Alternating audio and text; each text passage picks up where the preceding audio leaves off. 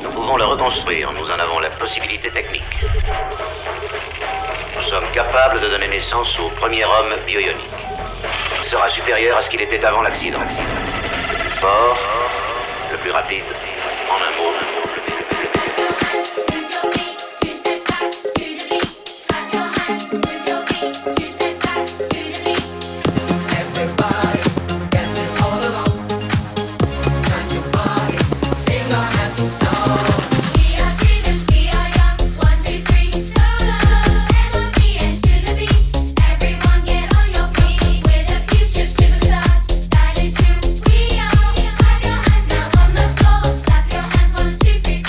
Bienvenue dans cette nouvelle vidéo du warm-up du DJ avec une fucking news de cette fin d'année chez Denon DJ gamme SC Live.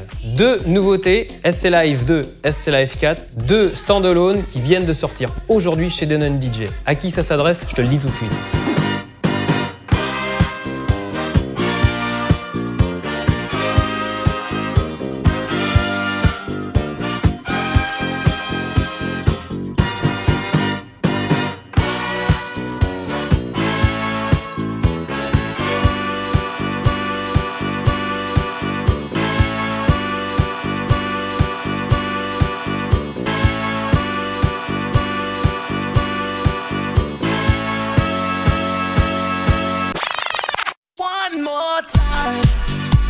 Le premier truc qui saute aux yeux direct, c'est ça, les deux HP. C'est vraiment une nouveauté sur ce segment-là. On va avoir deux petits monitoring qui permettent du coup d'avoir un retour en cabine si je suis dans un petit club, j'ai pas la place, si je suis à la maison, que je veux préparer un mix, j'ai pas envie de sortir de son. Et franchement, hein, moi j'ai été surpris, hein, ça drop. Hein.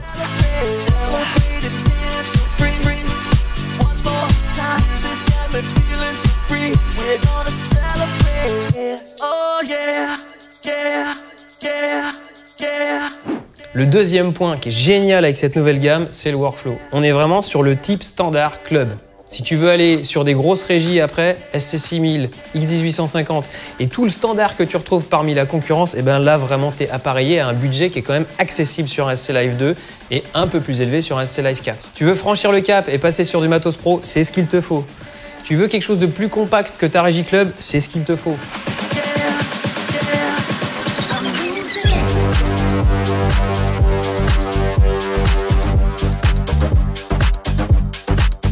Troisième point, le streaming, c'est vraiment l'avenir et là on est sur une exclue, c'est le premier standalone qui intègre le service Amazon Music Unlimited. Les autres services on les connaît déjà, on a l'habitude, mais là c'est tout nouveau.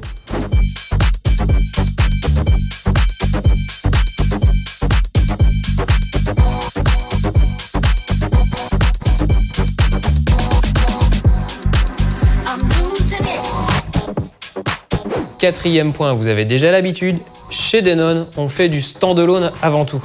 Ça veut dire que j'ai pas besoin d'ordinateur, c'est l'ADN de la marque avec l'environnement Engine OS.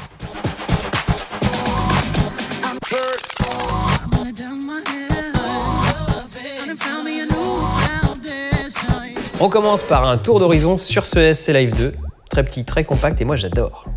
En termes de connectique, on va retrouver quoi? Une entrée micro au format TRS. En sortie, on va avoir le main au format XLR au format RCA. Je vais avoir un port de carte SD, port USB pour les clés USB, évidemment, et un port USB si je veux l'utiliser en contrôleur avec Serato DJ par exemple. En face avant, je vais retrouver ma prise casque aux deux formats, 3.5, 6.35. Agencement de la machine, bah, c'est relativement classique. Hein. Je vais avoir deck à gauche, deck à droite avec tout ce qu'on a d'habitude, play, pause.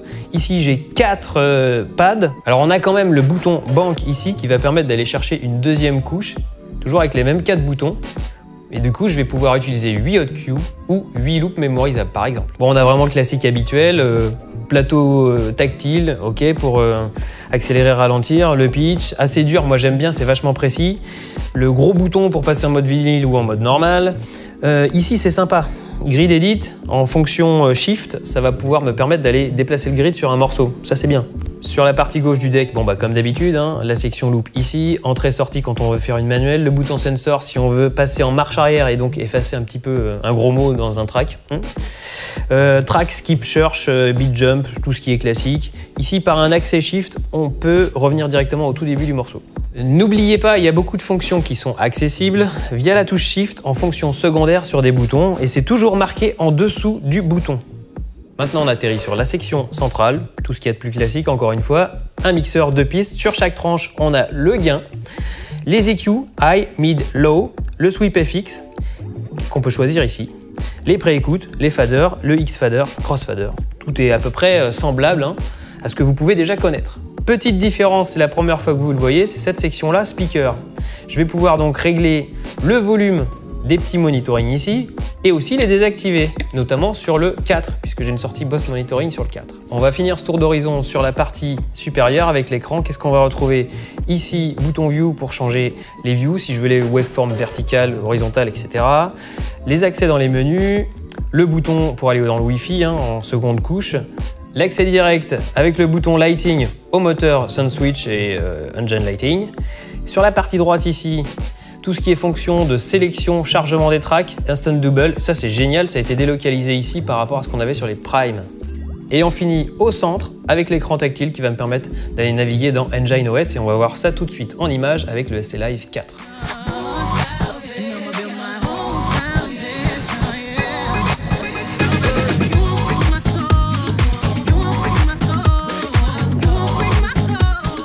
On vient de connecter donc ce SC Live 4 et on va faire le tour de celui-ci. Du côté des connectiques, en termes d'entrée, petite différence. Ici, j'ai deux entrées micro, une en combo XLR TRS, l'autre en TRS. On a un petit switch qui permet aussi de basculer une des deux entrées en RCA sur un auxiliaire, donc pour mettre un iPad, une tablette, etc. On va avoir en termes de sortie, une sortie Boss Monitoring qu'on n'a pas sur l'autre. Et c'est ça les différences de connectique. Alors pour ce qui est de l'interface, on va retrouver la même chose, même workflow. La petite différence, on a des écrans LCD sur les jogs. Le bouton deck qui permet de changer de layer, puisque c'est un 4 pistes celui-ci. SC Live 4, 4 pistes, SC Live 2, 2 pistes.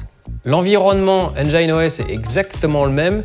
On a des petites subtilités dans les menus. Par exemple, ici, j'ai l'affectation du crossfader qui est en physique sur l'appareil, alors que dans le SC2, c'était en menu. Au niveau de la section pad, sur le SC Live 4, on retrouve 8 pads physiques et un bouton slicer. Dans la mesure où le SC Live 4 est équipé d'une sortie Boss, en fait c'est le même potentiomètre qui gère à la fois les speakers internes et la sortie Boss. On peut désactiver les speakers. Alors on va aller faire un petit tour dans la partie logiciel, dans la partie Engine OS, et vous allez voir que c'est exactement la même chose entre les deux avec quelques petites nuances. L'écran principal ici, qu'on Control Center, me permet du coup d'aller récupérer premièrement les sources, tout ce que je vais avoir comme périphérique connecté. Et alors, un petit point sur lequel je reviens rapidement, sur tous les produits Engine, vous pouvez mettre des hubs sur les prises USB, c'est reconnu. Donc si vous n'avez pas assez de prises USB, c'est pas un problème.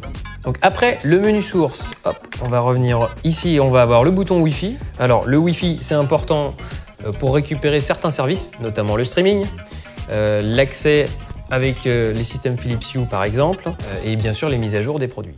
Et au niveau des services, on va retrouver Ableton Link, BitSource Link, Beatport Link, SoundCloud, Go+, Tidal, la Dropbox et bien sûr Amazon Music Unlimited. Donc le petit bouton Record qui me permet d'enregistrer mon mix directement sur ma clé USB par exemple. Ici, j'ai l'accès direct à Lighting, qui est donc le moteur allégé de SoundSwitch. Et un jour, on vous fera un tuto là-dessus, c'est promis, ça va venir très vite. On revient sur le Control Center, qu'est-ce que je vais retrouver? Fonction Quantize, activer, désactiver. Fonction continue pour une lecture des morceaux en continu. Le réglage du stop time, quand je vais appuyer sur mon bouton Play Pause pendant la lecture, c'est un arrêt vinyle, donc je peux le régler ici. Le réglage de la coupure du crossfader, X-fader, et activer ou désactiver les effets. Ensuite, on va retrouver dans le menu User Profile tout ce qui est réglages qui vont être liés à votre manière de jouer, comment vous allez paramétrer votre appareil. On est toujours dans la partie User Profile, je vais aller regarder dans les Q Loops par exemple, là je vais pouvoir régler la manière dont on va se comporter les Q et les loops. Voilà. Ici dans le display, tous les réglages correspondant aux écrans. Sécurité, ça me permet par exemple de protéger contre le chargement pendant que je suis en lecture, des choses comme ça. Library, c'est tout ce qui va être lié au comportement de la bibliothèque. Les clés, comment je veux les afficher, en Camelot, en Open, etc. Le dernier menu, Deck Color, qui va me permettre du coup de choisir. Ici, j'ai 4 decks, donc j'ai 4 réglages possibles. Et quand je déroule, j'ai une roue pour choisir la couleur que je veux utiliser. Toujours dans l'interface Engine OS, dernier réglage, Settings. Là, je vais retrouver premier panneau Device, des réglages vraiment liés à l'appareil. Partie mixeur, des réglages avancés sur le mixeur, un petit peu comme on aurait sur une X1850, c'est-à-dire les fréquences de coupure des filtres, vraiment des réglages très pointus. La partie mic aux qui va me permettre du coup de gérer mes entrées, des atténuateurs, des EQ, etc. On a encore beaucoup de possibilités de réglage. Et le dernier onglet, Update, qui va me permettre du coup de faire les mises à jour, soit direct via le Wi-Fi, soit avec une application et un ordinateur, soit direct via clé USB. Alors je vais me répéter un petit peu, mais encore une fois, l'environnement est le même quasiment sur le SC Live 2, à quelques petites différences, notamment par exemple ici dans le menu Mix aux, j'ai 2 entrées micro, donc j'ai plus de réglages que dans le SC Live 2. Mais vraiment, c'est la même logique. Comme on l'a déjà un petit peu dit en début de vidéo, les gros points forts sur cette nouvelle gamme, SC Live 2, SC Live 4, ça va être premièrement par exemple le Workflow, qui est vraiment le standard club. C'est un produit plus accessible qu'une régie SC et X1850, mais on va retrouver la même chose pour s'entraîner, c'est vraiment génial. On reste avec cette gamme SC Live sur ce qui a fait l'ADN de Denon DJ aujourd'hui, c'est des produits standalone avec l'environnement Engine OS. Ça reste bien évidemment compatible avec Serato. Un autre point majeur avec cette gamme SC Live, c'est le streaming. Ça va se développer encore à l'avenir et ce produit est le premier à intégrer Amazon Music Unlimited. Encore une autre nouveauté, c'est le premier produit, je l'ai déjà dit, qui intègre des speakers. L'intérêt, c'est d'avoir un petit monitoring quand on est dans une petite audience, bar de nuit, petit club, même à la maison en studio pour s'entraîner à faire des mix, on n'a pas besoin de brancher du matos et ça, c'est génial. Et encore une fois, dans un esprit de simplification, vous avez vu le système U, ça marche super facilement pour des petites productions, des petits bars de nuit comme j'en parlais à l'instant. C'est des systèmes qui sont géniaux, on n'a pas besoin de partir sur des solutions DMX très compliquées. Alors, comment on a connecté justement ce système Philips Hue? Ici, on a un petit routeur qu'on a ajouté. On a créé un réseau Wi-Fi propre sur lequel est connecté le système Hue. Je suis connecté sur ce réseau Wi-Fi avec le SC Live 4. Et donc, j'ai juste à lancer mon moteur Lighting. Pas besoin d'analyser les morceaux. Je vais pouvoir lire une musique. Et vous avez vu, ça réagit en rythme avec la musique. Si je veux par exemple faire du strobe, j'appuie sur strobe, j'accélère la vitesse de strobe, je la ralentis ici, voilà. C'est des solutions lumière qui sont très simples. Fin de cette vidéo sur cette nouvelle gamme SC Live. Je t'invite évidemment à aller découvrir le produit en magasin, revendeur agréé Denon le plus proche de chez toi, tu fonces parce qu'il n'y en aura pas pour tout le monde. Bien sûr, restez connectés, comme d'habitude il y aura encore plein de contenu via le warm-up du DJ, sur les réseaux sociaux, sur la chaîne La Boîte Noire du Musicien, sur cette nouvelle gamme, sur des tutos, plein de choses à venir. Ciao!